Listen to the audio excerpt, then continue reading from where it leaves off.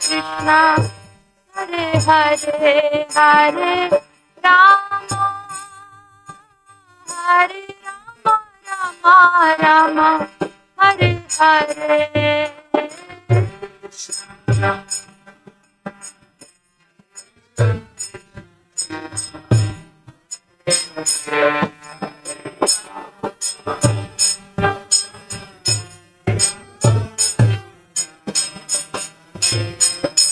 Hare Krishna Krishna Krishna Hare Hare Hare Rama Rama Rama Hare Hare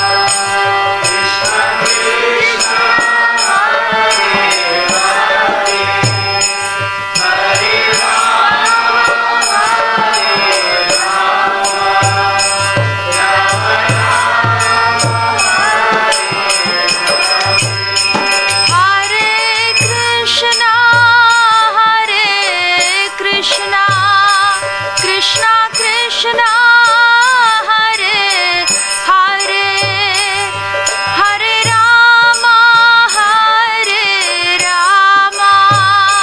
Rama Rama Rama Hare Hare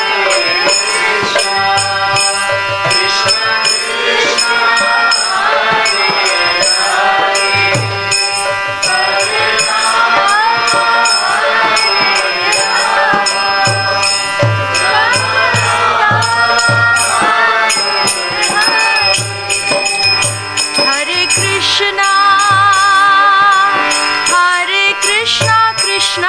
Krishna Hare Hare Hare Rama Rama Rama Hare Hare Krishna Krishna Hare Hare Hare Rama Rama Rama Hare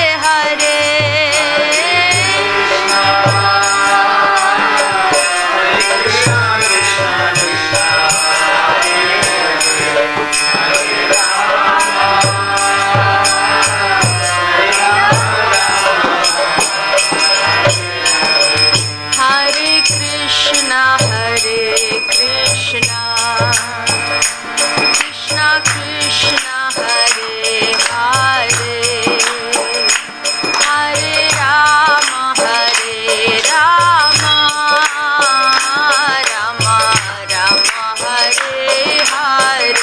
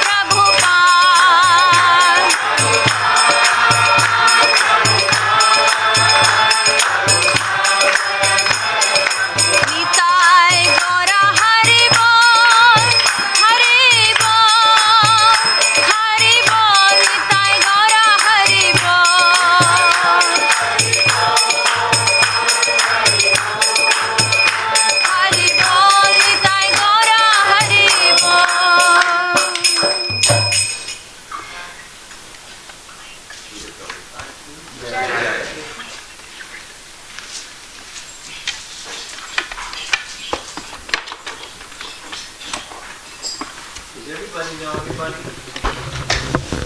Yes, no? No. Okay. I don't know many of you. But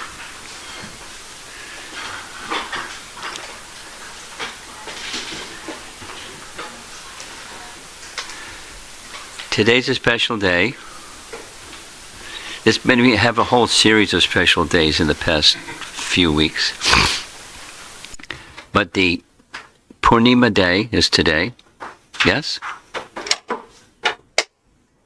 Yes? In the month of Bhadra.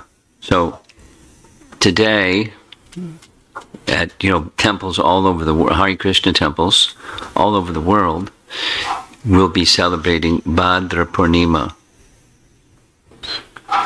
And there's something very, very special about Bhadra Purnima described in the Srimad Bhagavatam itself, where 12th canto, towards the end of the entire Bhagavatam, which says there's glorification and glorification and glorification of the Bhagavatam itself, and then there's a statement that says, on this Bhadra Purnima, if someone makes a gift of Srimad Bhagavatam, small qualifier, on a golden throne. How are you going to get a golden throne? On a golden throne, that person is going to be freed from their material existence, the giver, and certainly also the receiver. So it's a special day. I'm sure you all know already, just repeating because it is a special day. So there's been an attempt worldwide to maximize the distribution of Srimad Bhagavatam worldwide. And in parts of the world where there's difficulty, like there are oppressive governments here and there. And oppressive governments don't want, communist oppressive governments don't want religion. Because Lenin said, religion is the opiate of the people, so he kick out the opium, kick out religion. So, they're following Lenin. But still, the distribution of Srimad Bhagavatam is going on vigorously in those places. They have ways of doing. And, in other parts of the world, that same constraint is not there. And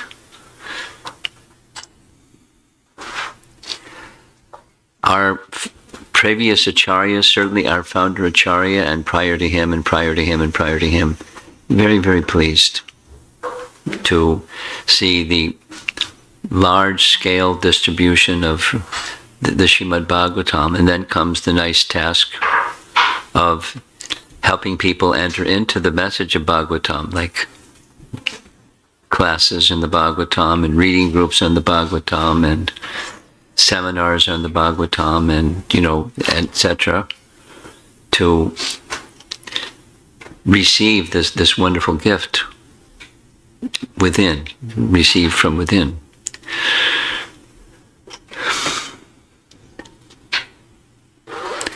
So I want, for some number of days, I've been giving morning class in the Naperville Temple, and the topic that we've been speaking about is Canto 1, Chapter 2. So I'm going to give a little background about Canto 1, Chapter 2, and how it fits in with the rest of the Bhagavatam.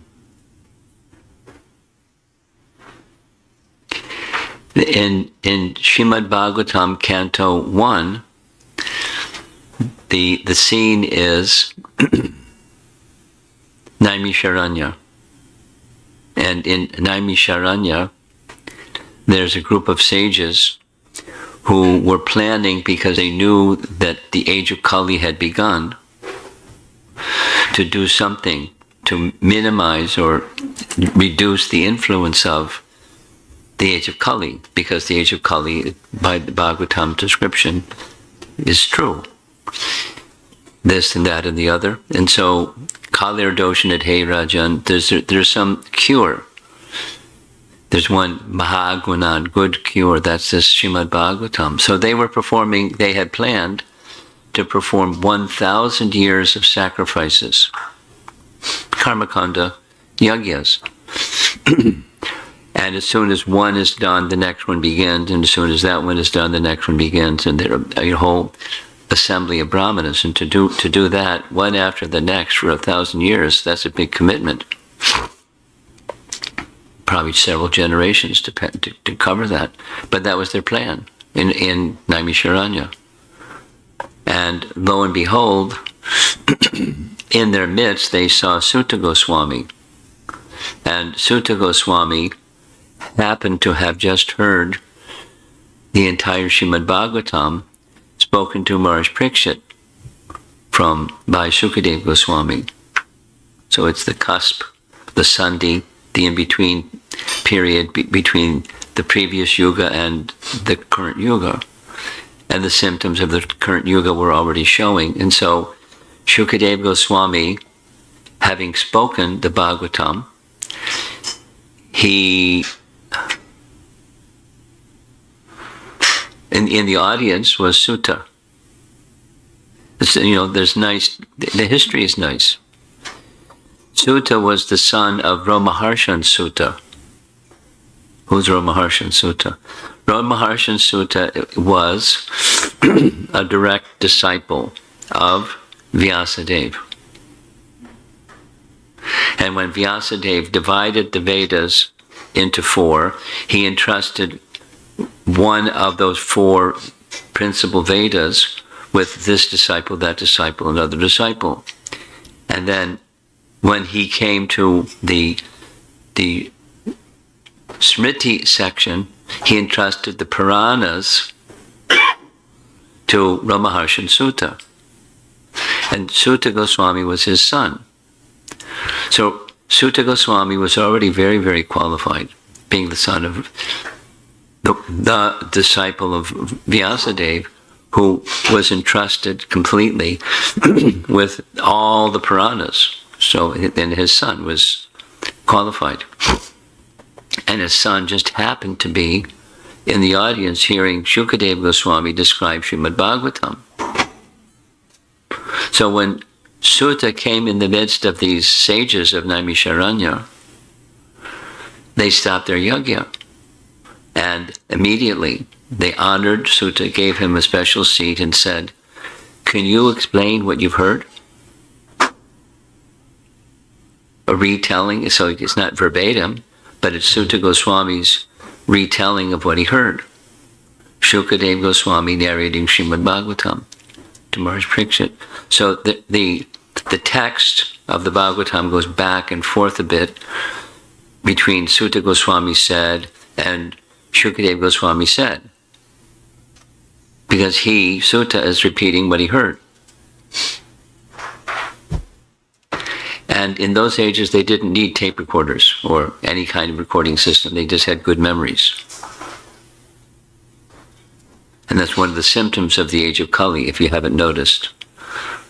Many things diminish, and memory is one of the many things. So he just heard it, and he just was able to repeat it perfectly. And so that's the Srimad Bhagavatam. And now, in Canto 1, the sages have received him. The glories of the Bhagavatam itself are cited. And then they begin their questions. And they have 6 questions listed in Canto 1. And so Canto 2 is a response to one of those 6 questions. You want to guess what that question was that he's summarizing? The question was, you've heard the range of all the Vedas from your father and from this description. Could you summarize, please, the essence of all the revealed scriptures? Thank you very much. That's chapter 2. That's historical context, and then the content is sutta summarized, because the essence is bhakti. There's so many, but the essence is bhakti. Those so many leads to bhakti. So the essence is bhakti. So he doesn't go into the karma kanda and the jnana kanda section of the Vedas. He just deals with the conclusion, because the conclusion of both is to come to the position of Mamekam Sharanam, or taking full shelter of the personality of Godhead. So he describes in Canto 1, Chapter 2, this little mini summary of bhakti. And then, rightly so, the rest of the Bhagavatam expands on Canto 1, Chapter 2. That is to say, it's like you wiggle something over, you're engineers, many of you. You wiggle something over here and something over there wiggles. This is the cause, and that's the effect. So you understand the cause, and then it's going to be later in the effect. So the Bhagavatam has its Purana, there's history. So this principle establishes this event. That principle establishes that event. And they're spoken in different ways, which is very nice. There's the poetry of the Bhagavatam that makes it sweet, because for many reasons. One of the big reasons is the speaker is Shukadeva Goswami. There's a nice lengthy, so make it lengthy short. Vyasadeva, having received, this is Canto 1, Chapter 5. Vyasadeva, and then again Chapter 7, Canto 1, Chapter 7. Vyasadeva received instructions from Narada how to feel satisfied. Because Narada, Vyas, I'm going to recite a verse in just a minute. This is just background about the Bhagavatam, Bhadra Purnima.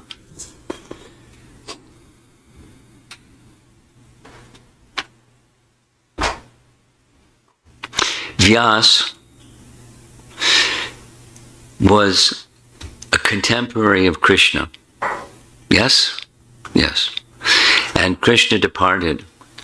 And Vyas knew what that means.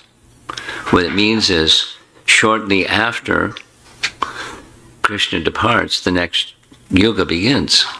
And you look, he had capacity to completely understand past, present, and future. I mean, we can't understand the moment, but to speak of everything, everywhere, present. And then, so Vyas had that capacity. He's an incarnation, a Shakti Vaishavatar.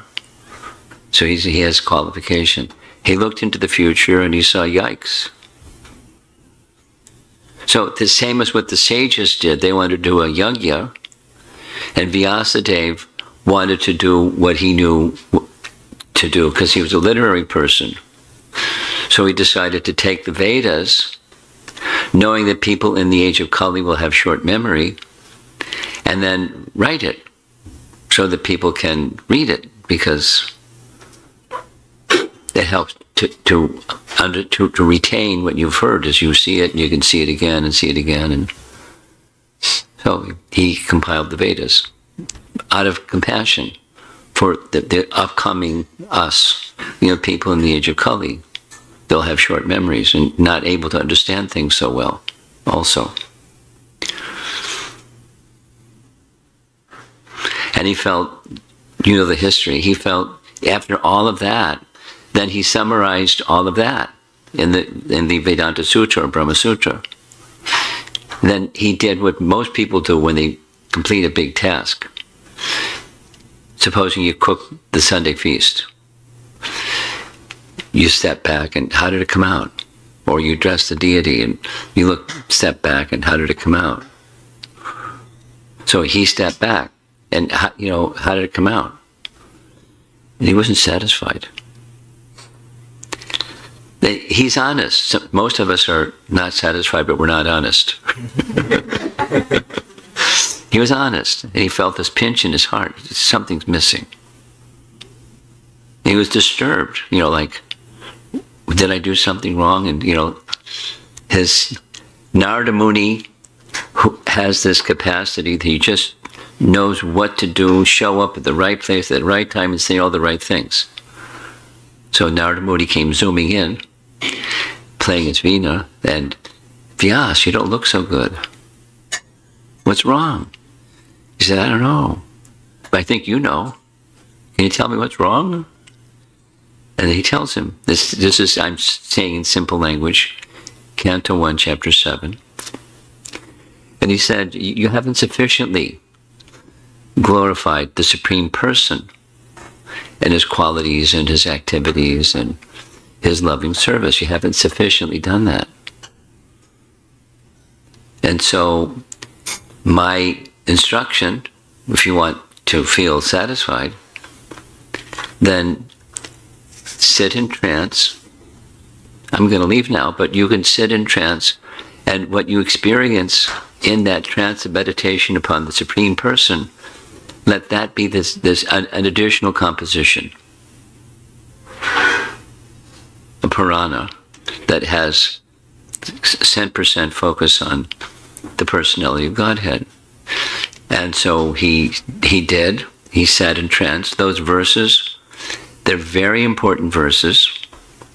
Now some of you are going to be receiving Srimad Bhagavatam today. So make note, Canto 1, Chapter 7, verses something like 4 through 7. And it summarizes what his experience was. And that's an essence of the Bhagavatam, which is expanded into the rest of the Bhagavatam, because that was his realization. And then he composed what his realization was. Okay. So now we just touched on, the Bhagavatam, and it particularly, because I'm going to read a verse shortly from Canto 1, Chapter 2, and then summarize what some of the other verses were before this verse. And because you're all very scholarly people, if I say the verse, you can repeat it after me, right? But it's really simple, and I'll go slowly. Om Namo Bhagavate Vasudevaya. Om Namo Bhagavate Vasudevaya. Om Namo Bhagavate Vasudevaya.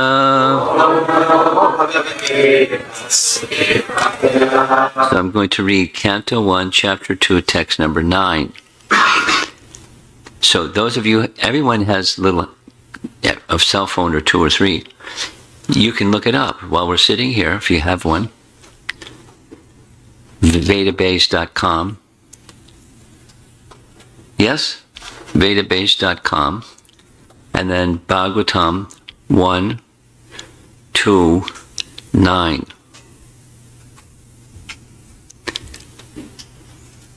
But while you're looking it up, I'm going to just explain some words in the verse. There's a word in the verse, apavarga. Apavarga. The syllable a in front, it negates the rest. Pavarga and apavarga. So those people that are interested in progressive material enjoyment, that's the path of pavarga. And apavarga is the path of diminishing material involvement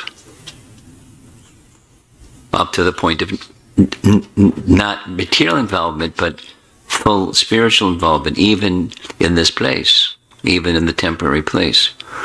So Dharma, this is I'm going through the first line because you all don't have your page yet. Dharmasya hi apavargasya. You all know the word Dharma. Prabhupada going back several verses, he has translated the word dharma as occupational engagement or occupational service.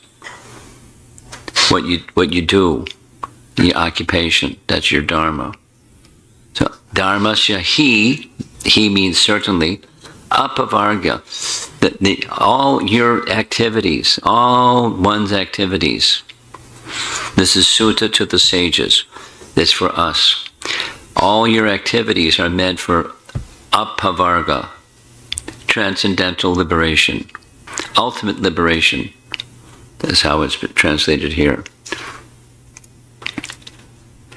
Then there's the negative, na artha. There shouldn't be the artha, the objective of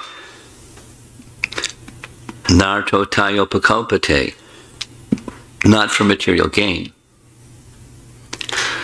No, it's an expansion on the idea of karma yoga from Bhagavad Gita. It's a nice way to appreciate Bhagavatam. One of the nice ways to appreciate Bhagavatam is a graduate study of the undergraduate study. Bhagavad Gita being the undergraduate study. So Karma Yoga is, a well-known verse. You're entitled to perform your prescribed duty, but you're not entitled to the results of your prescribed duty. Karma eva dikaraste ma paleshu kadachana. Celebrated verse. You're entitled to your prescribed duty. You're not entitled to the fruit that comes from that prescribed duty. You're supposed to do something with that fruit, but it's not meant for your enjoyment. It's meant for ultimate liberation. Prescribed duties meant for ultimate liberation. That's the Bhagavad Gita. Now it's amplified here in the Bhagavatam. Nartasya dharma kantasya. Na, again, it's negative. Nartasya dharma kantasya. And one who's engaged in that way, kamo labhaya hismritaha. It's kama, sense enjoyment. Labhaya, labha, to attain. So when there is some object out there that comes from the fruits of your labor, don't reach for it to be the enjoyer of it. The sense enjoyment of the sense object. So it's saying the same thing. So if it's what's ultimate liberation is, it's a mature stage of karma yoga is bhakti. I'll say it again. A mature stage of karma yoga is bhakti. Question. What's the difference between karma yoga and bhakti yoga? Or are they the same? There's no difference at all. Obviously there's two terms, so there's got to be some difference. What's the difference? And a big difference is, what's the purpose? The intention. So karma yoga is a path of liberation.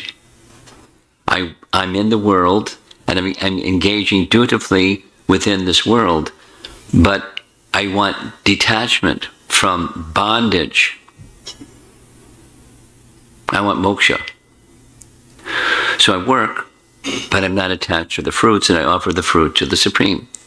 So the fruit goes to the Supreme. That's nice. But what's my intention? Moksha. I don't want bondage. Thank you. There's karma and there's karma yoga. The karma yoga is work without bondage, because the fruit goes to the Supreme, and I'm not reaching for the fruit to be the enjoyer of the fruit. It all goes to the Supreme. And that now bhakti is not again the distinction is intention. The intention of bhakti is not, I don't want bondage. The intention of bhakti is, the personality of Godhead should be pleased. It's not about me, it's about the pleasure of the personality of Godhead. That's bhakti. And the very mature stage of bhakti is priti, loving affection. There must be some loving affection in the beginning, but when it becomes matured, prema bhakti or priti, just like Rupa Goswami or Jiva Goswami has described it as priti sandarbhas. It's a mature stage of bhakti. So the distinction is the intention or the purpose behind. I'll say it one more time, a little bit differently. In order for karma yoga to be at all successful, there must be at least a pinch or a strain or something in that fabric there is for the Supreme. Otherwise, it's not karma yoga. It's not karma yoga. It's a behavior, but it's not karma yoga. Making the offerings under the Supreme is a sacrifice to the Supreme. So there's some pinch, at least, of bhakti. Or it's not going to be successful. Then, as it matures and matures and matures, through good association, hearing Srimad Bhagavatam, just like this verse here, then one can come to the stage of bhakti. Because remember, the question of the 6 questions, please summarize the essence of all the Vedas. So here's one of the steps in that ladder of expressing the essence. So now we're going to go to the verse, and I'll say it slowly. And those of you that have your phone out, you can recite after me. Dharmasya hyapavargasya narto tayo pakalpate nartasya dharmakantasya amolabhaya hi smritaha. Pretty good. So then one more time. Dharmasya hyapavargasya narto tayo pakalpate nartasya dharmakantasya kamolabhaya hi smritaha. Translation: all occupational engagements are certainly meant for ultimate liberation. All occupational engagements are certainly meant for ultimate liberation.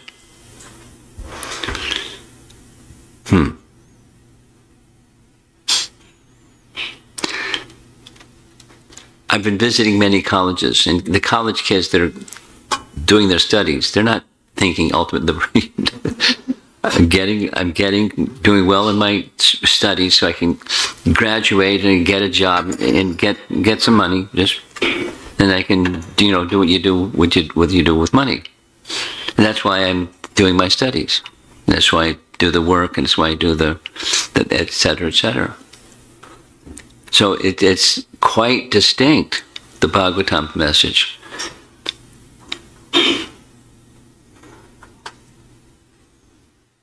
They should never be performed for material gain. Furthermore, according to sages, one who is engaged in the ultimate occupational service should never use material gain to cultivate sense gratification. So you better put something else in that space, because otherwise it's going to fill up with, the routine. Purport by Srila Prabhupada.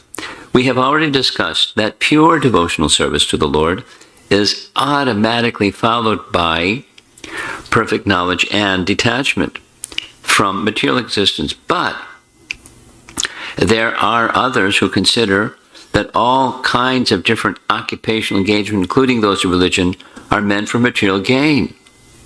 Like, you go to heaven, or at least in this life you prosper. Material gain. Do your duty. You get back. It's a good investment. Guaranteed investment. Better than any stocks or bonds or anything else. This perfect security, the supreme security.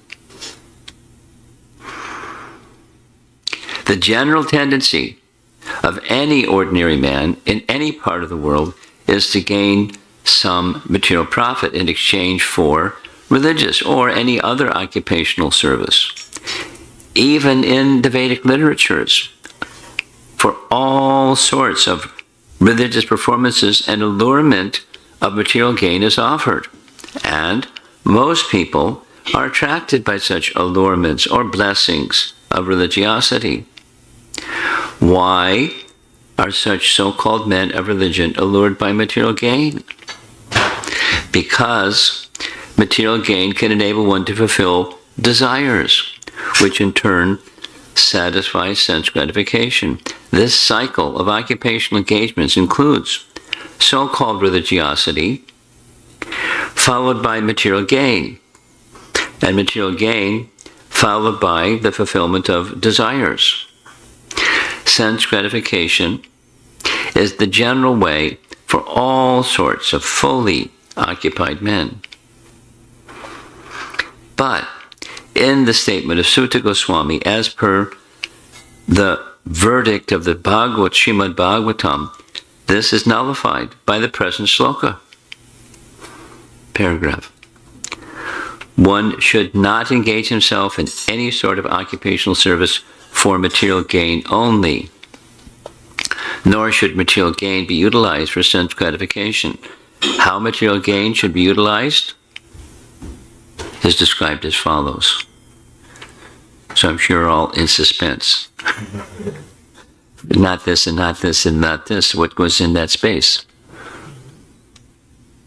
You know, the principle is bhakti. That is, anukalyena Krishna anushilanam. The happiness of the personality of God is how material production is to be utilized.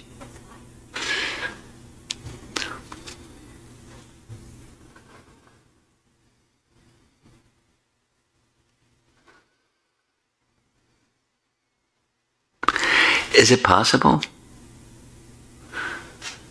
Seems really high.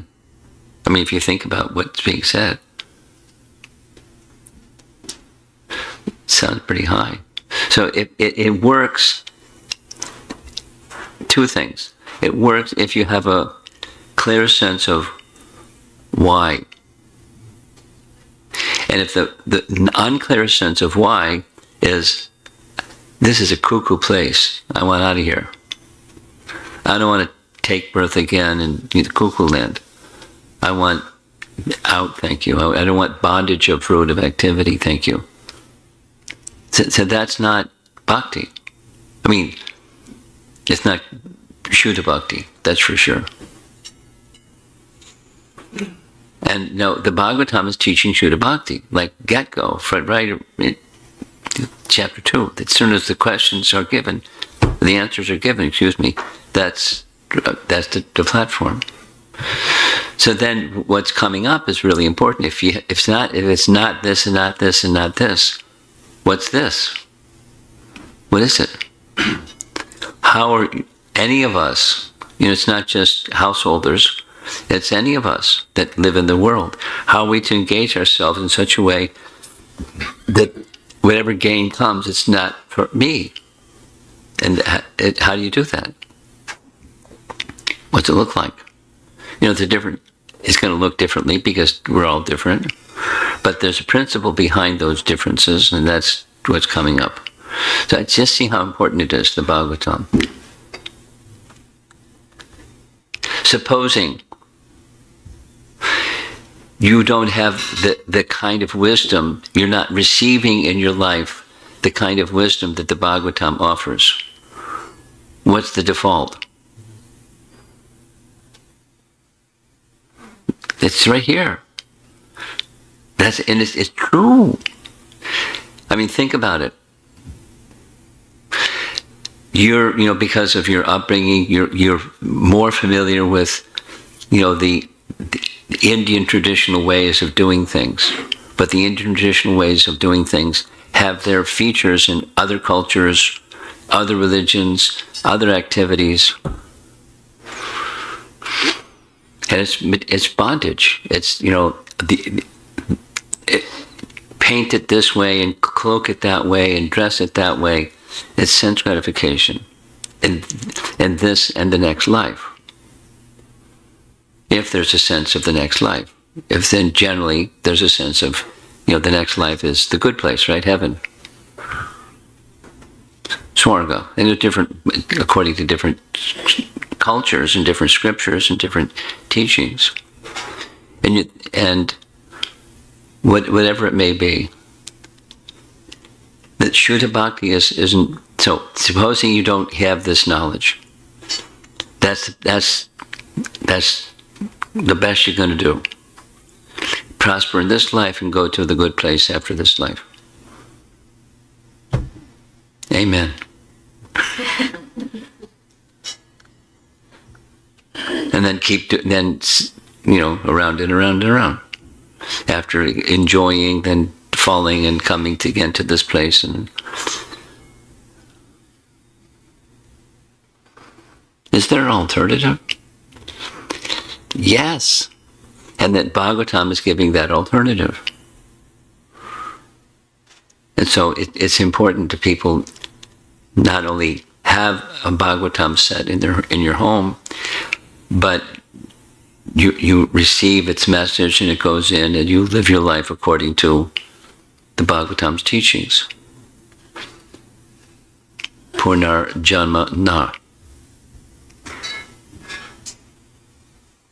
From this one lifetime, properly guided and properly directed.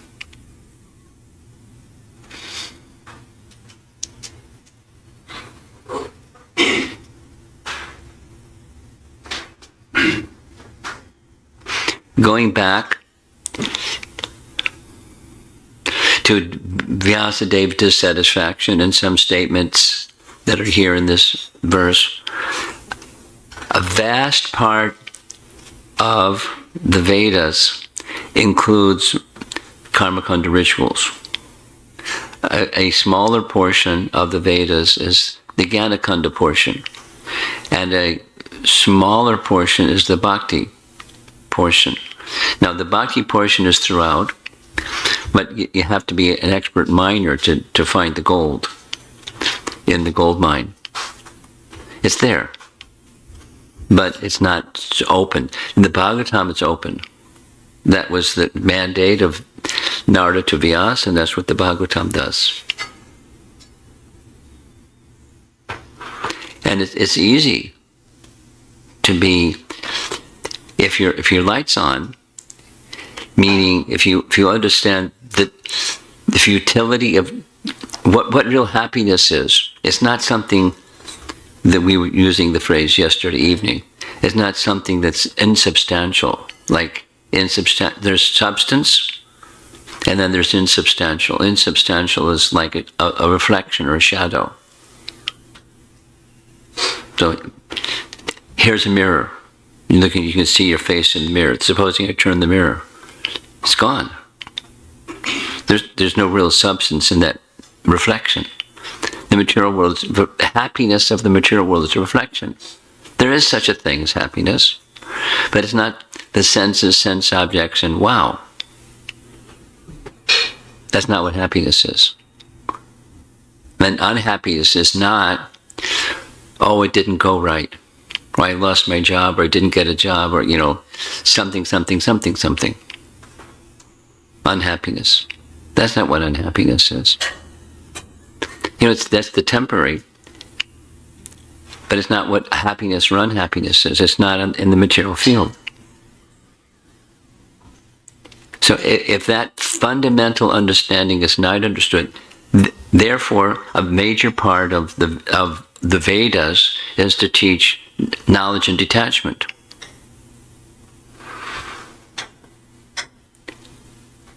Knowledge becomes possible when one does karma yoga properly. In other words, the sequence is from karma yoga, following karma yoga is jnana yoga. That is, when I'm sufficiently detached, then I'm hearing message of what's beyond the temporary. Jnana, knowledge, as distinct from ignorance or lack of knowledge. Lack of knowledge sounds softer. Ignorance is really what it is. It's just ignorance. So, but to get knowledge so it really goes in, not just check the box kind of knowledge, but so it really goes in. There has to be some amount of vairagya. And then detachment that comes from karma yoga. And then I'm eligible for the Upanishads, that portion of the Vedas that doesn't promise sense gratification, the vast portion, the karma kanda portion. Do something to get something. But the purpose of that getting something is I'm looking to the Vedas as the authority that's going to help me get something. And that's what I want. I want to get something. So the Vedas will help me get something in a religious way. Fantastic. I get something, right? Promise me, I'll get something. Yes, you get something. Okay. And then the purpose behind that get something is that's not what real happiness, because the Vedas has that power to deliver one from that expectation. The higher consciousness places where that's not the expectation. So when that expectation subsides, what's left? I want to hear what's in the realm of transcendence is like. Gyan. And that further enhances detachment. But for Gyan or karma yoga to mature, it's the doorway. Either are doorways for bhakti. But how do you get bhakti? You have to have association with someone who's carrying bhakti. That's how bhakti happens. So it doesn't matter what's back there. What I did before I became in association with bhaktas. You can be whatever it is back there. There's things that make it easier. That's nice. And things that make it more difficult, that's not nice, but not so easy, more difficult, can be transcended by the power of bhakti. Because it's powerful. And what's the powerfulness? It's that Krishna should be pleased. In doing the things that dharma, doing the things that my occupational life. And then comes, in the two divisions. Varna and ashram. And then they're directed towards the satisfaction of the Supreme. That's civilized life, according to the picture that Chaitanya Mahaprabhu gives to Sanatana Goswami, and according to the picture of the Vedas. Civilized life begins, we'll say it the other way, uncivilized life is not acknowledging Varnashram system. Civilized life begins with my occupational duty and my living situation, my social obligations, are in relation to satisfying Vishnu. Before that, it's not human, it's subhuman. Dvipada Pashu. Lots of that going on. So, civilized. And then it's a focus on Vishnu. And more the focus on Vishnu in the association of devotees or in the association of the Bhagavatam, then one can, the light goes on. The real purpose is satisfying Vishnu. Yajnavai Vishnu. The purpose of sacrifice is to satisfy Vishnu. The purpose of life is to satisfy Vishnu. The purpose of my existence as a spirit soul is to satisfy Vishnu. You got your hand up. You want to stop the class? Is that all right? You won't forget, right? You're very enthusiastic back there. I'm sure you won't forget. Maybe I should end. Then you can ask your question. I can continue. Okay.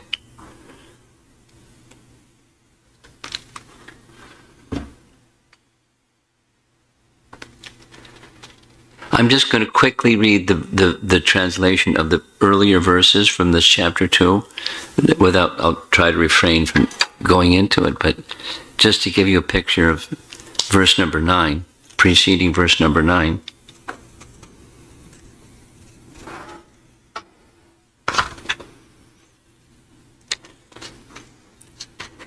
start with verse number 5. O sages, Sutta speaking, I have been justly questioned by you. Your questions are worthy because they relate to Lord Krishna and therefore are of relevance to the world's welfare. Only questions of this sort are capable of completely satisfying the self. So right away, suprasidati,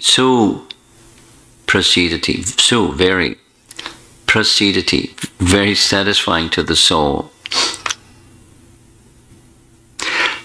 Then, text 6. The supreme occupation, dharma, for all humanity is that by which men can attain to loving devotional service unto the transcendent Lord. Such devotional service must be unmotivated and uninterrupted to completely satisfy the self. So generally there's some motive, and often it's intermittent. Sometimes not, sometimes. So the satisfaction of the self isn't going to be attained. Something, it's very positive something, but not full satisfaction. Full satisfaction is so special that no contamination can touch it.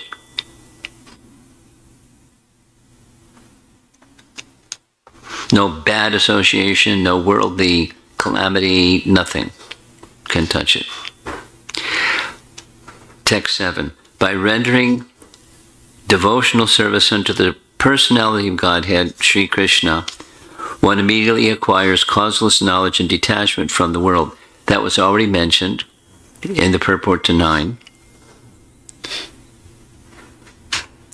And there may be processes for gaining knowledge and processes for gaining detachment. Jnana Yoga and Karma Yoga are processes for acquiring knowledge and detachment. However, you don't need those because you engage in devotional service and automatically they arise. Prabhupada's expression, very simple. If you have $1 million, you have $10. You have $100. You don't have to worry about the $10, $100 thing. You just go for the $1 million. So you go for the topmost yoga, and this subordinate yoga systems, they're included. And is it possible to go right to the... Yes, it's possible to go right to the top. How? Association with those that have it. That's the Bhagavatam. And then those that are living to their capacity, living the Bhagavatam's message. That's Sadhu Sangha. It's quite simple. Text number 8. The occupational activities a man performs according to his own position are only so much useless labor if they do not provoke attraction for the message of the personality Godhead. So the emphasis, there's de-emphasis on neglect, and there's emphasis on hearing the message of the personality of Godhead, which is the Bhagavatam. It's that, of the compositions of Vyas, the personality of Godhead is there in the Puranas, but not so central and focused. So one who hears regularly the message of transcendence, then they're on the path. They may be not matured yet, that's okay. You're on the path of perfection. And if it's missing that attraction for that hearing of Srimad Bhagavatam and such katha, then you're wasting it. It's useless labor. Useless labor is compared to it's the fall season now, so it's harvest time. All over the world. So, and when there's harvest, the tradition, it's right there in Canto 10, Chapter 8, Srimad Bhagavatam, where when you're harvesting wheat, there's a system. You cut the wheat, it dries, and then you separate the wheat from the chaff. And one of the ways it's done is a thrashing machine. Now, modern days, it's literally a machine, but without the machinery, there's this rack, and then the workers, the agriculturalists, bundle up the wheat and smash it against this thrashing. It's like a board that has big slats, and the grain falls in between, and then what's left is the chaff. So suppose you keep thrashing the chaff. So much useless labor. You get blistered hands. That's your benefit. No benefit, because the wheat has been separated. So similarly, so much useless labor. If that wheat that fell through the thrashing machine is missing, it's not there. So much useless labor. So what's the wheat? What's the desire? It's the attraction for the messages of transcendence, of the personality of Godhead, and etc. His name, form, qualities, etc. Through sound. The bhakti process begins through sound. Knowledge, education begins through sound. It can be in a book, but it's sound. It's a recorded sound.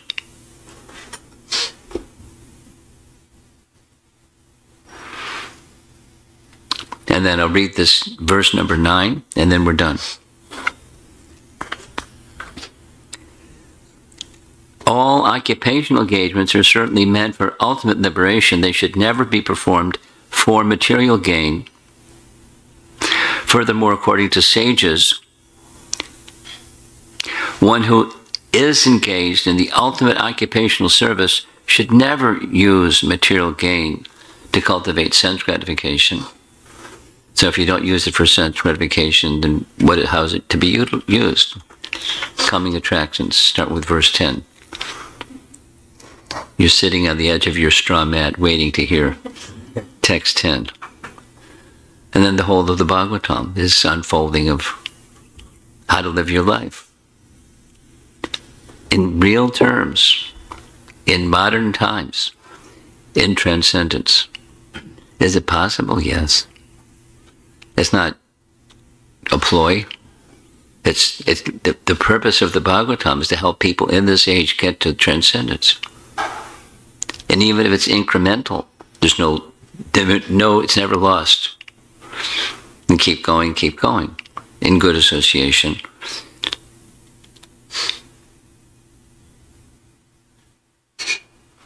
Transcendence. A life of whatever your ashram may be, whatever your occupation may be, Krishna is to be pleased. In principle. That's the bhakti principle. Okay, so I'm going to end.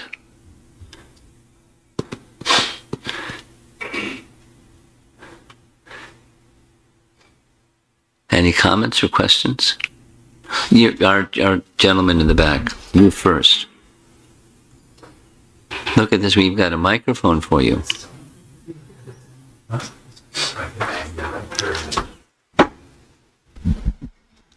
Hare Krishna. Hare Krishna.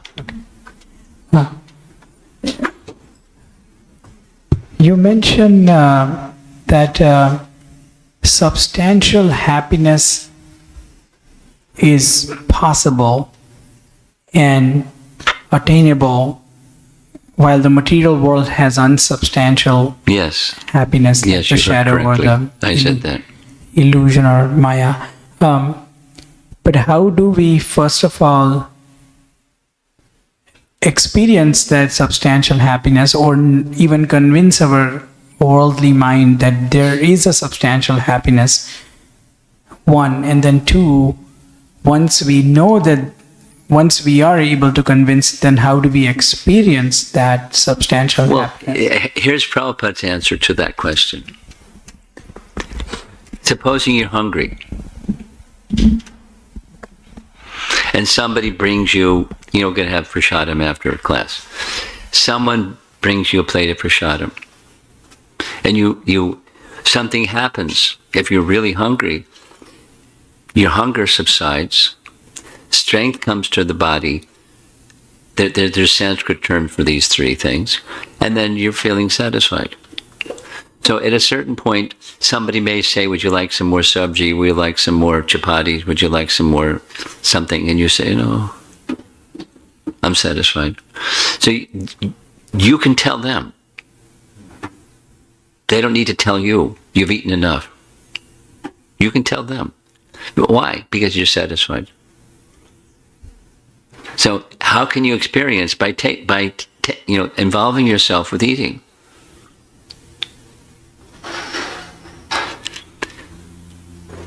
So in this world, there's all kinds of subject matters. And people are very engaged in all kinds of subject matters.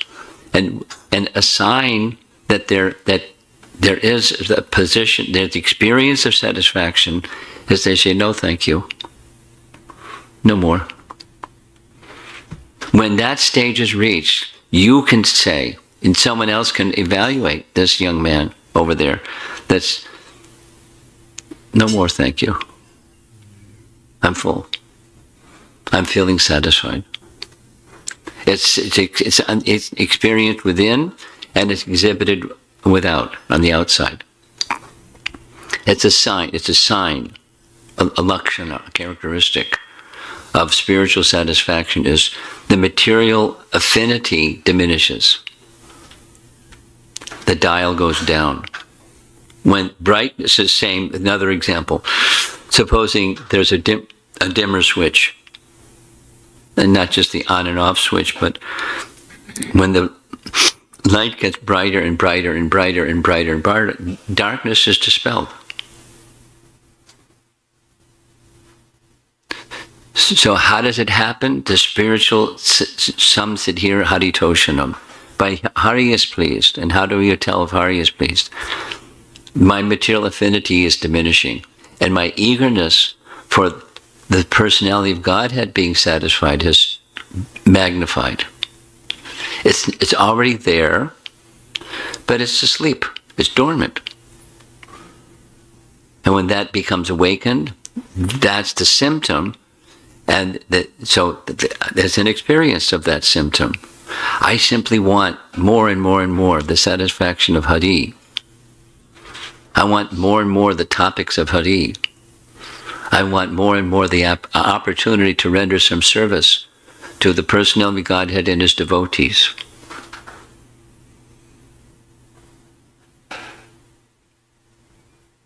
That's how, and that's the symptom, both.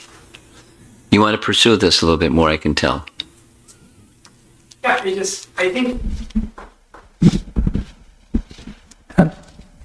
I think you clarified it wonderfully, but what I want, so my internal compass should feel the level of contentment and joy, and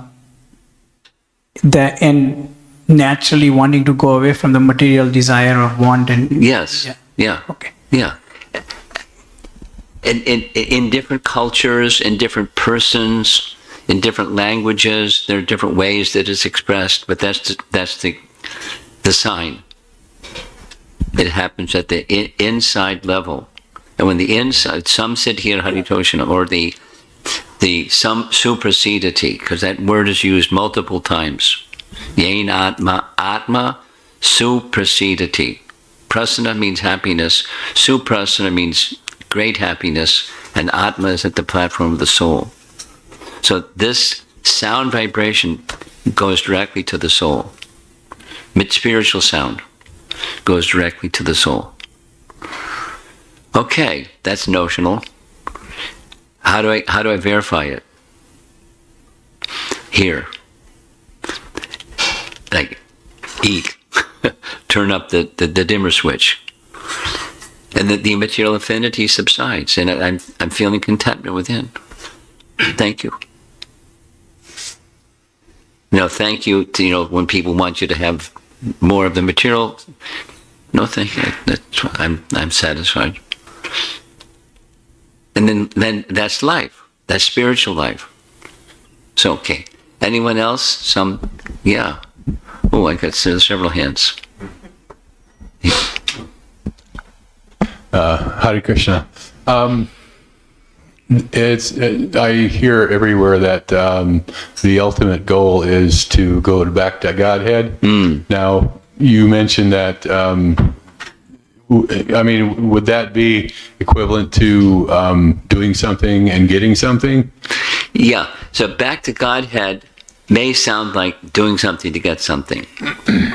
So what does back to Godhead mean? Back to Godhead doesn't mean I'm over here and I go over there. Back to Godhead is consciousness. One can be back to Godhead in this world, in this lifetime. And then when there's that back to Godhead consciousness, like Chaitanya Mahaprabhu offered in his Shikshastika prayers, Manma Jamani Jamani Shri Bhavatad Bhakti Rahaitaki Toyi. That's back to Godhead. Ahaitaki Bhakti.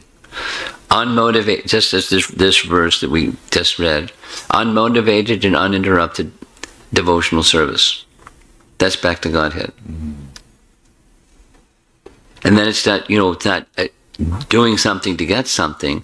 It's consciousness. Where I don't need something anymore. Thank you. There's one something. I want service. I want the opportunity to hear. I want the association of devotees. Those are spiritual wants. But the material wants finished. Thank you. No, then that's a high position. But from any ashram and from any varna, that's attainable. Bhakti. Over here. Just hand it to him over here. Hare Krishna. So my question was regarding the ninth verse that we were discussing, and it said that materialistic gain is, one should not look at materialistic gains when performing their occupational duty. Trying to be the enjoyer of the object. Those are two messages. Go ahead. Okay. So let's say a person who is unaware of their Higher mission. And they are, let's say he's a capitalist and is in, while he's trying to get his material gains, he's also trying to, let's say, help other people's lives get better by creating more jobs or something. Okay. I want to question the premise. Providing more job for more people. Is that, what is that? Service. It's good. In the from material vantage point, it's good. More jobs for more people. Very good. If we believe that there is a super soul within every one of us, and he's maybe helping them grow in their own lives while having more gains for himself, but is he still okay? Nice try. that's the pardon me, but that's the material lens. And it's not like supposing someone is a pure devotee and they're in they're in the world doing stuff. We because we recently were honoring Bhaktivinoda Thakur on his appearance day. So he was one such person. He was in the world, but not of the world. He did lots of stuff. But it was all with a spiritual purpose and spiritual benefit to anyone that came in contact with him. And those that read his writings and sang his songs, etc., etc. The ultimate well-being was his focus for himself and for others. So it doesn't mean negation of the material.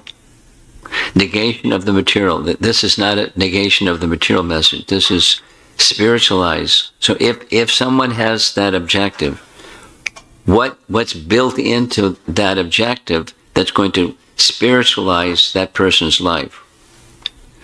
And if that's missing, then a transcendentalist says, no, thank you. No, they can say thank you or say yes if it's very clear to them, and then they live their life accordingly. Here's a couple practical examples. One practical example is medical doctor, medical profession. So I know this individual in the Bhaktivedanta Hospital. His name is Madhavananda. Fantastic gentleman. And, he wanted to help people from his position as a physician. So he and others that were like him, they got together and said, you know what? Let's create a hospital where we're not just dealing with bodies, but we're dealing with consciousness. And they do that in their hospital. So people that go to their hospital not just get the wellness of their body, but they get, some sense of the people that work there, the doctors and the nurses and the staff. They're Krishna conscious people. So there's this benefit to the soul. There's examples and examples of how they do it, but the principle is taking your occupation and bringing spiritual benefit into the lives of people while doing what your occupation says. So if you have that wish, no harm, make sure that you have the spiritual purpose right at the center. And you're fanning that spark, not just the more jobs dimension. Because more jobs doesn't equal contentment.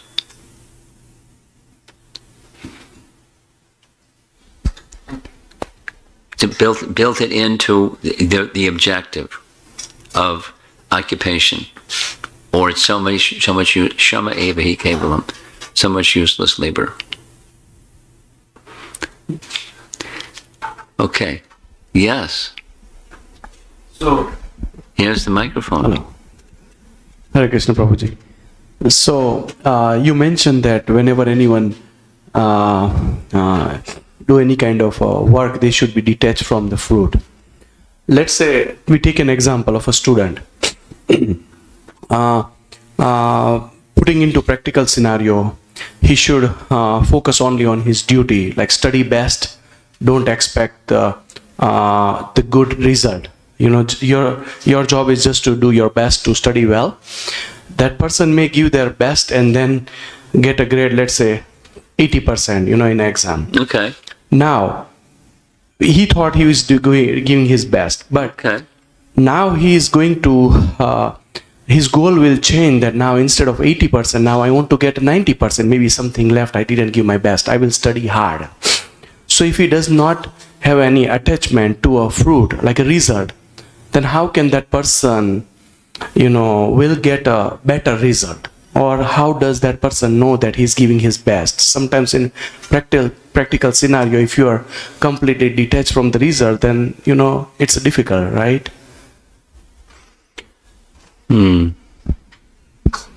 Sounds like a material dilemma. Is there a spiritual solution to the material dilemma? Yes. What's the spiritual solution to the material dilemma? Have a different yardstick for measuring success. Besides 80%, 90%, or 100%. We have a different yardstick. What's that different yardstick, please? I'm doing this occupational, like my study that leading to occupational, for one purpose. Krishna should be pleased. That's the yardstick. So how do I know if Krishna is pleased? That was the first question. My affinity for matter and the objects of matter is subsiding. And my affinity for pleasing Krishna is growing. my affinity for hearing topics. No, I'm busy. I'm studying hard and all those nice things. So, I need to make sure that there's time in my everyday life, every day, because that's yoga is every day, and for the fundamentals of spiritual practice, sadhana bhakti, is right at the very beginning of my day. And it's important to me because it's my life. Now, the other is something that's a duty, but let my duty not be devoid of the purpose. And how do I ensure the purpose? Sadhana. In association of devotees, sadhu sangha, bhajana kriya.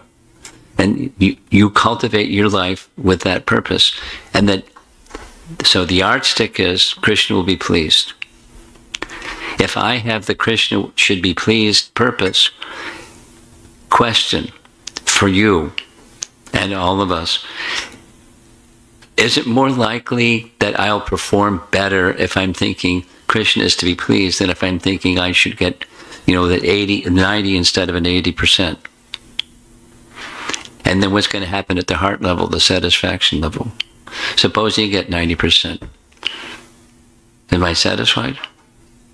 Never. There's no such thing. It may look like, but it's not what real satisfaction is. So it's a different yardstick, a different measuring method.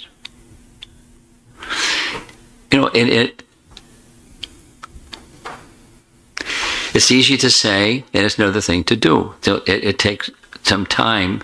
It's a cultivation process to cultivate bhakti, so that the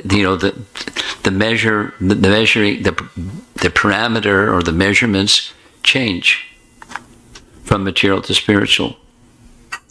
And if one gets to the spiritual, their performance is going to be superlative, because Super Soul is helping them. Because Super Soul is the source of intelligence for the demon.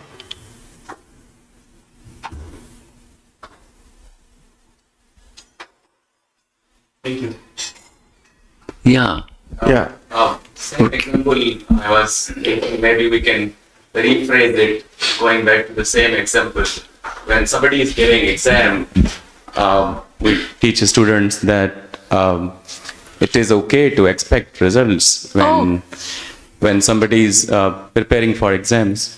So results, they would expect good results because they are trying their best. It is about acceptance. So when results come, then you have to expect, acceptance should be there. That is different from detachment. Well, once result come, you accept it. I bluntly disagree. And it's from a spiritual perspective. Supposing, there's so many supposing. Supposing I'm a sincere aspirant of devotion to the Supreme. And my capacity, potential is way up here. But supposing performance-wise, I'm getting results that are way down there, not way up here. Why? Have I failed in my devotional act? Krishna may restrict results purposefully. No, if Krishna restricts results purposefully, it's not to tease or torment or torture, or it's, really what's important to you? The result or your relationship with me? And life can be like that. It doesn't have to be like that. It can be, that's one option. So the essence is the relationship between the servant and the master. And if that is the focus of the aspirant, that's what I want. I want that focus to be at the center. And then, Krishna, you can do with me whatever you like. You can give me the results or not give me the results. I'm going to do this for you. That's my duty. That's me. that's between you and me. There's nothing else. This is for you. And it comes out as a 60% instead of an 80%. You're the dispenser of the result. And the result is our loving relationship, and it can be whatever it is. It's up to you. Now, that's high, but just going back to this modified example, I'm modifying your modified example. No, the spiritual aspirant has a different yardstick. And it's something that's inside. And practical experience is, going back to the supersoul example, supersoul is the source of intelligence. And one is sincerely devoted to the Supreme. That person is going to have maximum intelligence, generally speaking. There may be circumstances where it's not the 90% or the 100%. And that's okay because of the relationship. When that connection is there, I can be very patient because I have confidence in the relationship. My purpose is to satisfy the Supreme. And the measure is not, I get the 80%, 90%. The measure is my material affinity is diminishing, my spiritual affinity is increasing. And fourth time, my performance is going to be maximized because of that relationship. Krishna doesn't want to torture his sincere devotee. He'll make that sincere devotee superlatively expert in his performance. But because the purpose is that Krishna is to be pleased, not just, the mark in the exam, but life. Krishna is to be pleased, like this example of the hospital people. Working, it's a nice career. I know a number of young people that are just now wrapping up their medical, career. And they're devotees. They have good sadhana, they have a purpose, and they're going to be a superlative physician in the actual execution of, the medical practice and their relationship with the patient, because a big part of patient wellness has to do with their confidence in the doctor. It's just life. It's just how it works. There's scriptural statements. The effectiveness. I should learn this verse, the Sanskrit. According to there are 5 things that are the effectiveness of those 5 things have everything to do with the faith. So the faith of the faith in the physician has a big part to do in healing or wellness, along with the skill of the physician. The faith in the physician.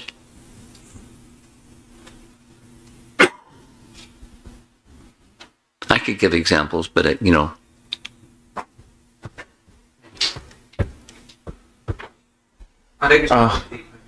same thing. This gentleman has the microphone. Okay. Sorry. Actually, I'm having 2 questions. The first question is that, as we are working, whatever the working we are, it should not be the material gain, for the material gain. But we are engaged with the family. Sure. And it is our responsibility to fulfill our responsibilities in terms of them. Of course. And how can we justify those things? That is my first question. The answer is the same answer. That Krishna should be pleased. Now let's say, others other than human species. They look after their little ones. They don't have to go to school. They look after little ones. It's just built in. Their dependents are their dependents, and they look after them. So then a human being, now we're going up to the human species, and you look after them because you look after them. So there's nothing wrong with it. It's quite natural. But then how to spiritualize that? That's the topic of this particular verse. So thank you for staying on topic. So when material gain comes, when you're able to provide for the necessities for family, etc., who's the enjoyer of that? Who is meant to be the enjoyer of that? Don't put yourself in that position. You're a servant, and there's a master. And the master is to be pleased, and that's the standard. And it takes a while to adjust. You know, a spiritual conception of how you live your life is different. The external may look the same, but the internal is where it differs. Who is to be pleased? You, or your family members, or the Supreme? Now, it doesn't make that family members are zero, or you're zero, but that the 10 is Krishna is to be pleased. And when Krishna is pleased, then the rest follows. It's just how spiritual life works. Okay, you're next. I have one more. You have one more, okay. Yeah. Suppose if you are working for others, and ultimately this is the conclusion we can make it from this topic. Okay, So rather fine. than working for ourselves, we should satisfy others. That's what the conclusion. Well, And that's your conclusion, that's not mine. No, that's my thought provoking. If we are doing like this, suppose if we are working for some other, because ultimately we are working for their satisfaction. That is what the Lord Supreme's wish. No. You're putting words in Krishna's mouth. And the thing is that suppose if you are working like this, and they will, the other people may consider our goodness as an innocence, and they can take the advantage. Okay, they can let them take advantage. Okay. Krishna will protect you. Okay. That's a it's a not uncommon experience and a not uncommon excuse. Now, Krishna will protect such a devotee, you and such a devotee. And mean people are going to be mean, even if you are not humble. You can be, with swagger. You move here and there with swagger. You're a proud person. You're accomplished and proud person. You're not protected by people who are envious.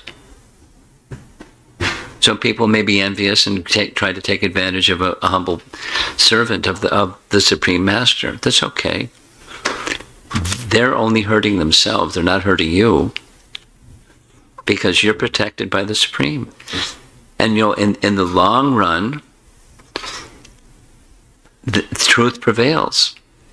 It's just, if one doesn't have faith in light, then you're going to stay in darkness. So go to the light. Hare Krishna Prabhu. In occupational thing, it's a question about occupational thing. We were talking about a Bhakti Vedanta hospital. That gave that as an example. I can give some other examples. Yes.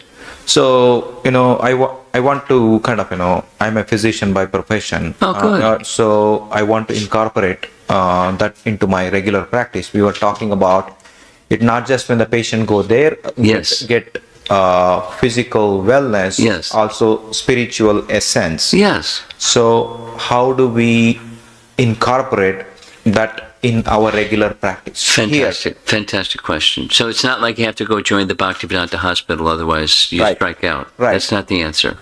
No, that's not. I understand. I understand that's not your question. I'm Yes. just adding to your statement. Yes. So now, how do I'm just doing practice over here, and how can I incorporate this?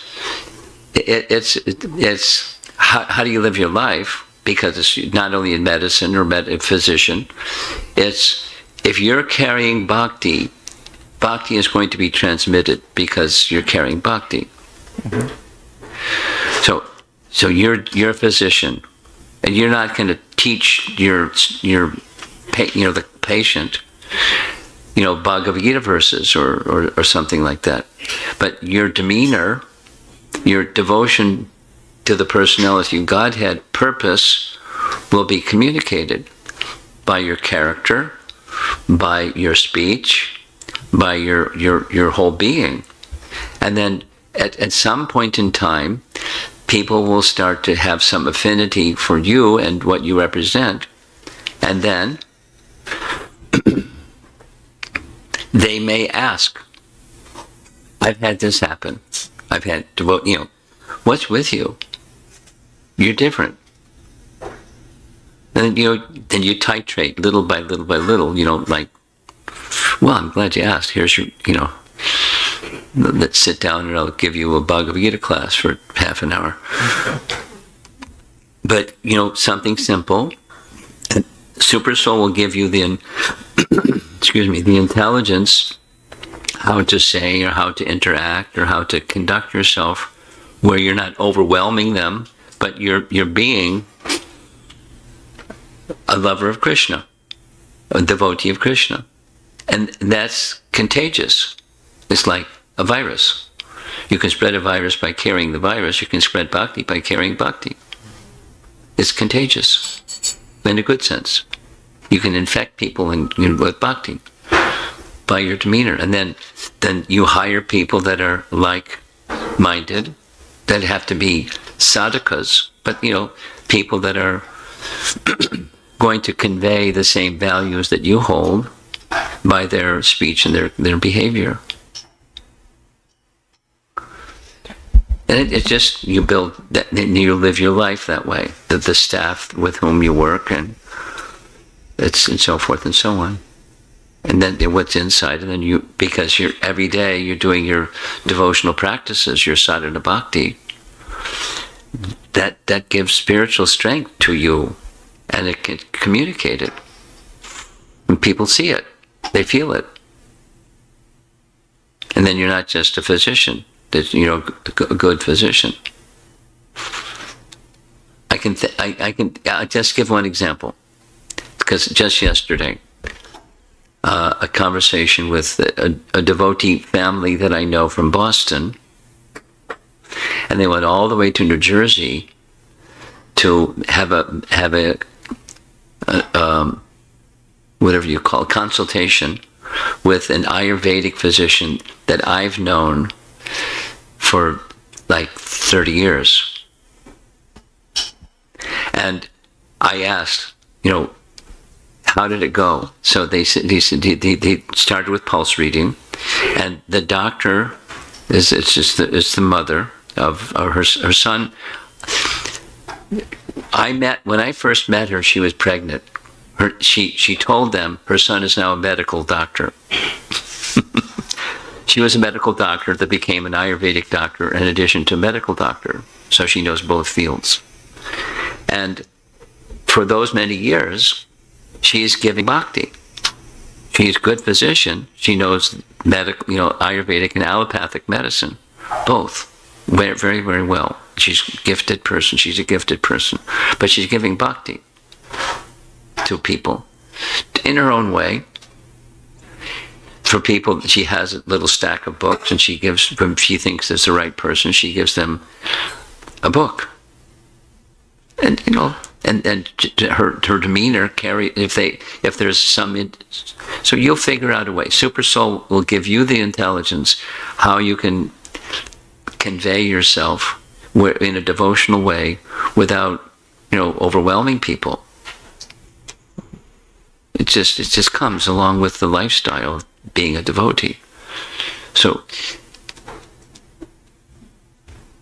she told them, by the way,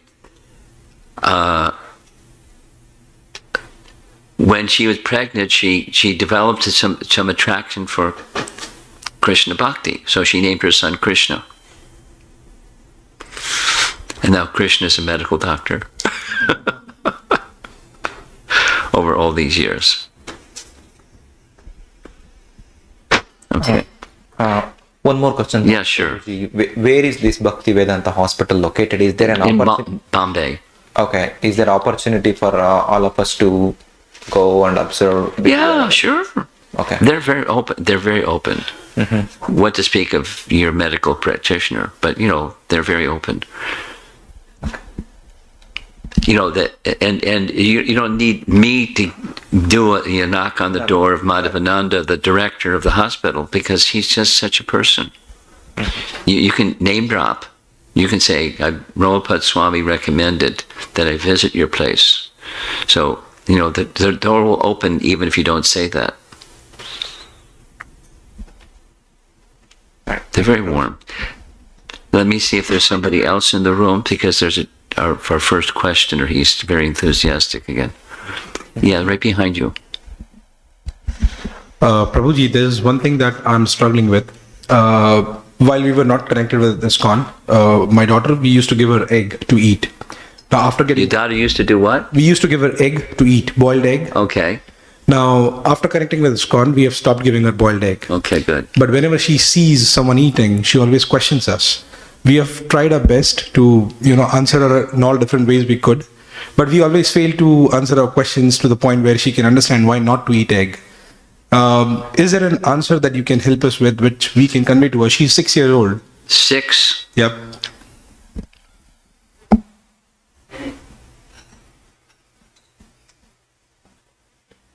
If she was a little bit older, I've heard some ladies give the following answer. Women have a menstrual period. Do you think it's a good idea to eat the menstruation of a woman? Because that's what eggs are.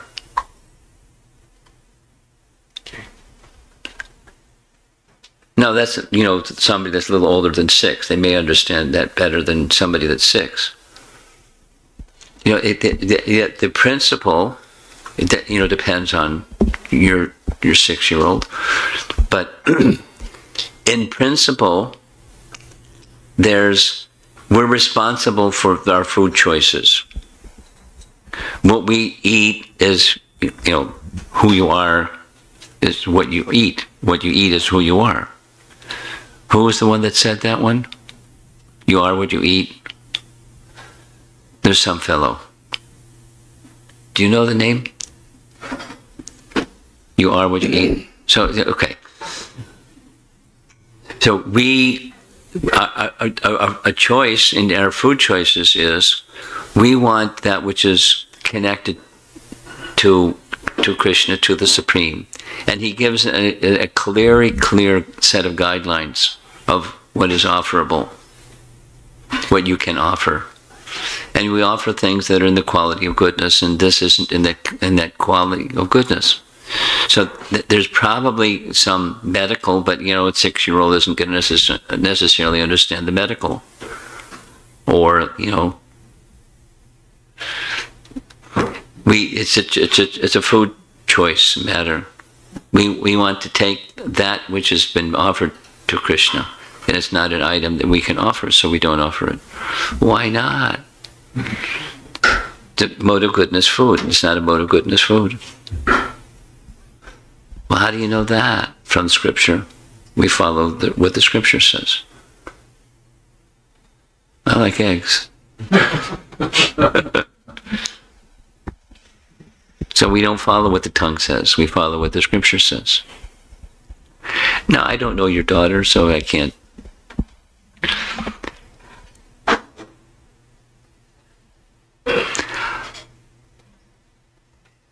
When we break, I'll do a little research and see if I can get an answer that a 6-year-old girl might understand better than what I just said. Because I'm not used to convincing 6-year-olds about food choices. Okay, I think we should end. You want to... Oh, you have a question. Go ahead. And then we'll do your last... You get the last question. First and last question. Thank you, Maharaj, for that beautiful class. You mentioned that more than reading the Bhagavatam, it is taking the message of the Bhagavatam and living by the Bhagavatam. Yeah. That seems a little tricky because it requires a lot of self-examination to see am I really living. That's life. Welcome. How can we do such self-examination to see if we're living the message of the Bhagavatam?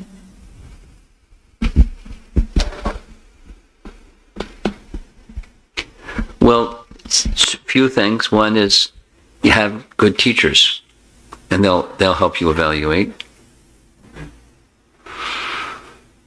Another is practice over time. If you practice over time, then there's the refinement that come from practice over time. And what I can't see today, 3 years from now, I may be able to see better because of purification and, having lived the life of the Bhagavatam to my capacity in association of devotees.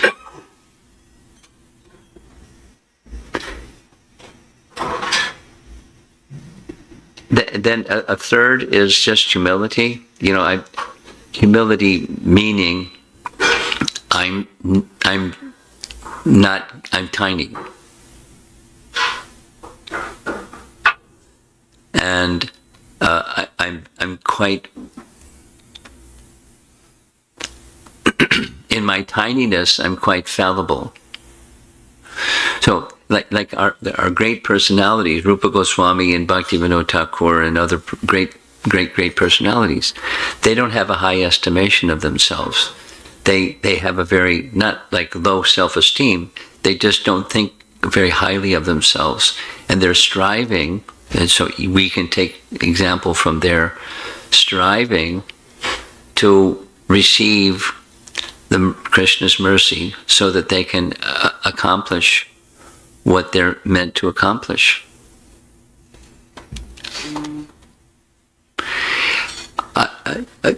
A nice example, because this coming Sunday, I'm going to be in Boston. And in Boston, there's going to be a big festival with, the anniversary of Srila Prabhupada's arrival in Boston. The Commonwealth, and then, so I invite you to, and anyone here, to read the prayer to Krishna that Prabhupada wrote when he arrived at the Boston Harbor. And it's so humble. It's like embarrassing. How humble. And here he is, a world acharya in the making, and it's complete, mission impossible. How are these people going to understand? But you brought me here for some reason.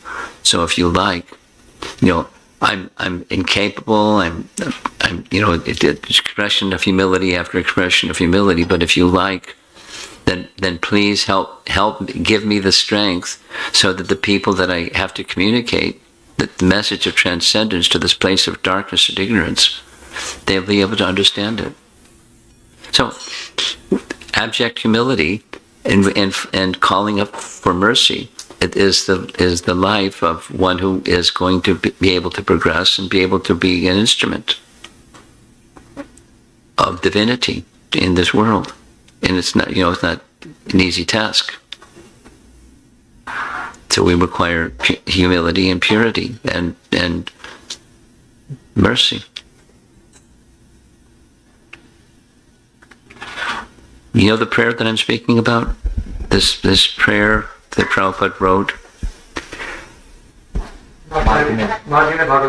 So could you make a copy, make it into a PDF, and circulate it into the... I can read. I have it open. If you want, please. My dear Lord Krishna, you are so kind upon this useless soul, but I do not know why you have brought me here. Now you can do whatever you like with me. I'm just like a puppet in your hands. You have brought me here, and now you can make me dance as you like. Yeah, it's much longer. So the whole thing, just PDF and circulate it.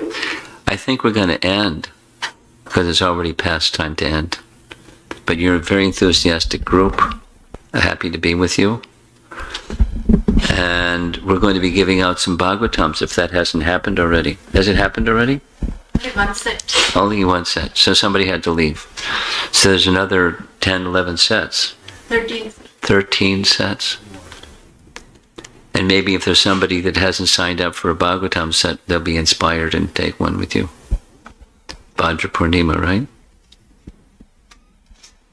Srila Prabhupada ki, Grantaraj Srimad Bhagavatam ki, Gaur Premanandi. Yeah. Those of you, I think, who have signed up for Bhagavatam, you can take. Yeah, I can come from. I'm going to give you one book and you can take the box. This thing. Yeah, there's- Where's the one yes, book? sir. Oh, okay. Someone has to put that. The other one's in.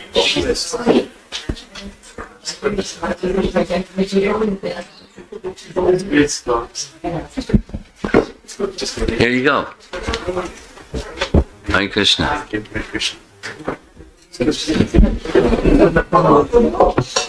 Thank you. You're most welcome.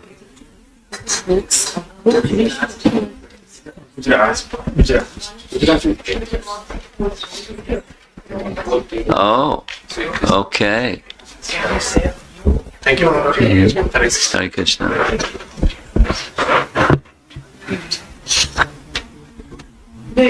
This set has many Hare books. Krishna.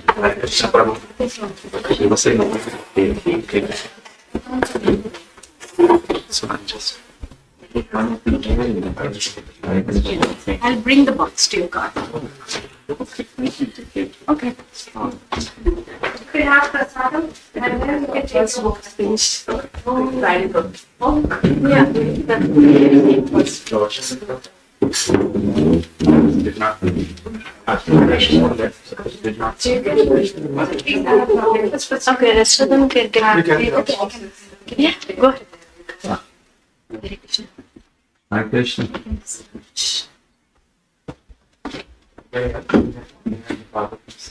Very special occasion. Hare Krishna.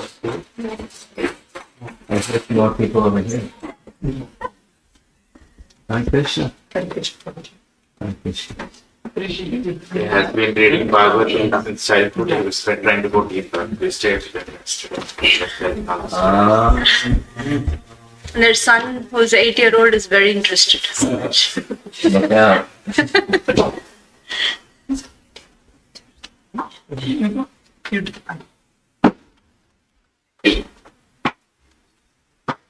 Krishna.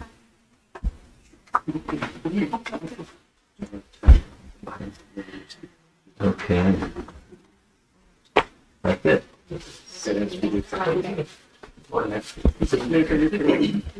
Even if you're in college, you can take it because you're going to be here for a few years. So.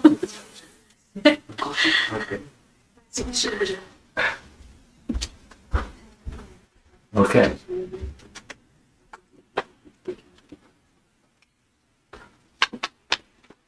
Maharaji, I just had one request. One request. Yes. What's the one request? Let me guess. So